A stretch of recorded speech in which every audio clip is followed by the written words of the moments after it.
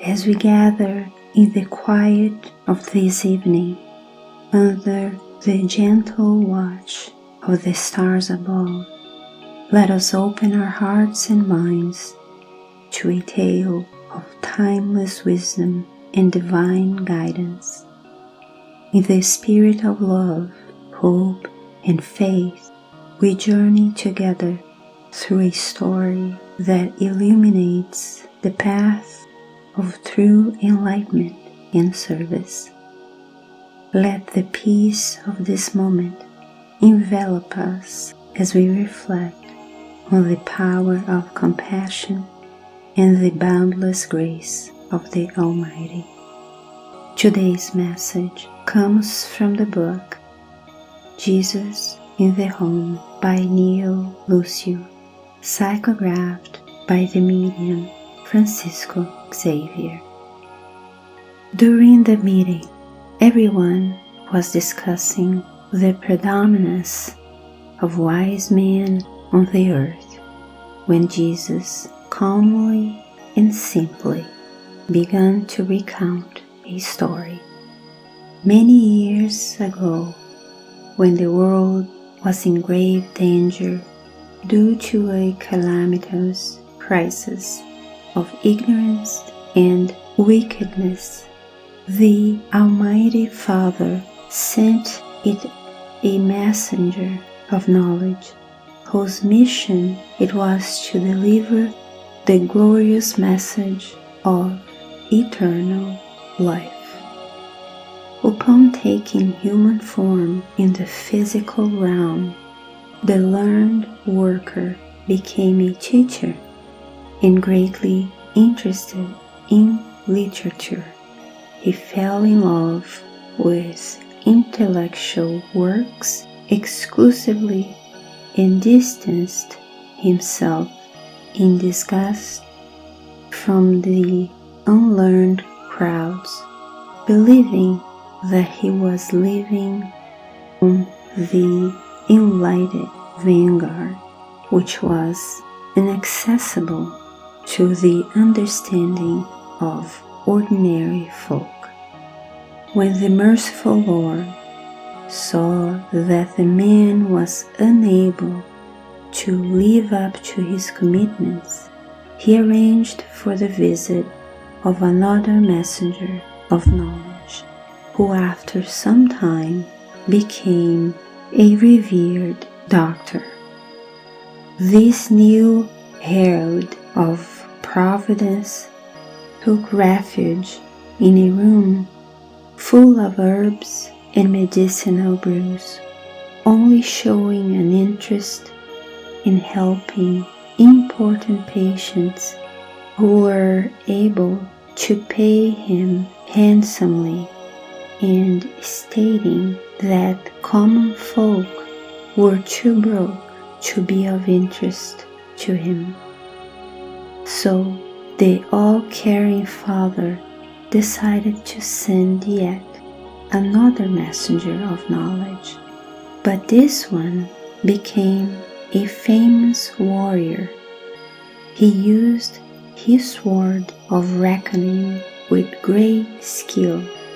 He sided with cunning and vengeful men, and shunning the meek and poor, he stated that the only purpose for such people was to point to the glory of bloodthirsty conquerors.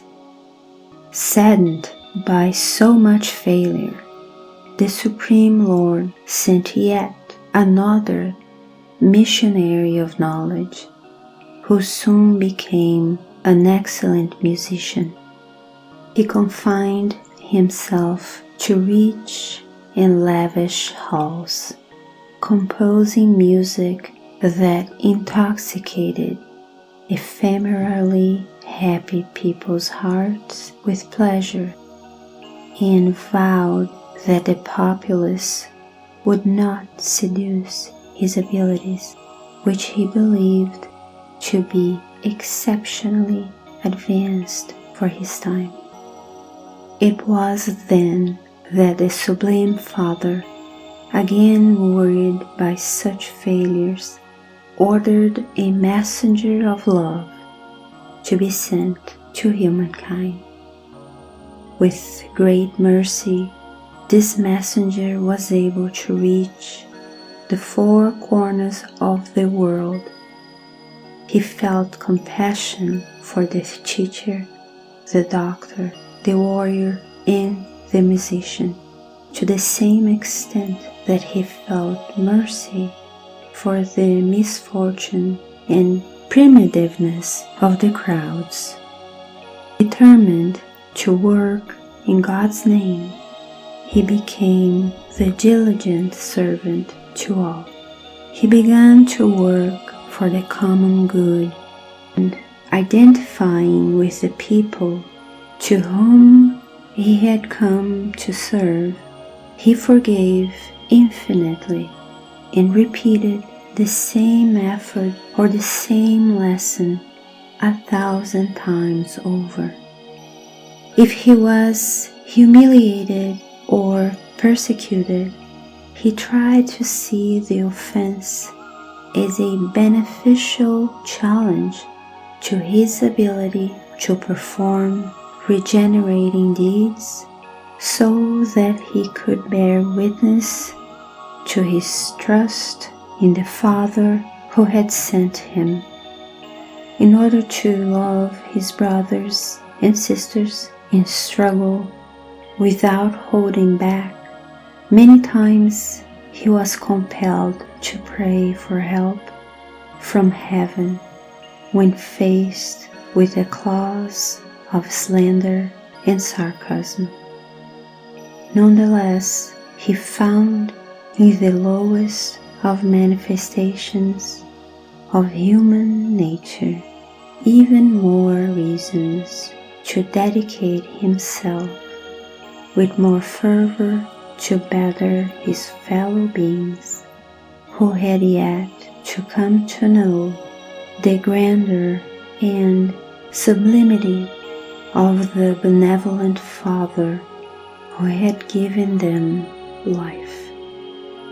Thus it was that, by making himself the least of all, he was able to light the renewing flame of faith and pure kindness in the hearts of earthly creatures, uplifting them to the highest level, thereby winning a complete victory in the divine mission to which he had been entrusted.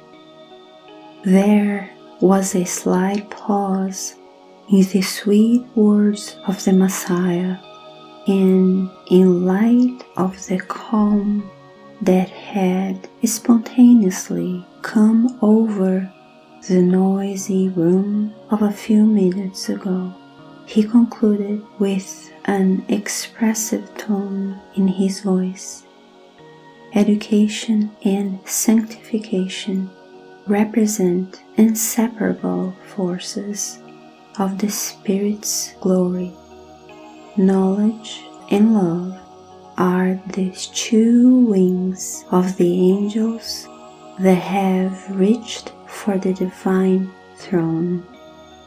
But far and wide, those who love are far ahead of those who merely know. As our story concludes, let us hold its essence close.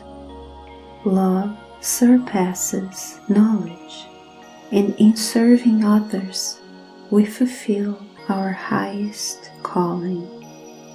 May this message inspire and comfort us as we find rest tonight. Peace and love be with you, guided by faith into the serene sleep. So be it.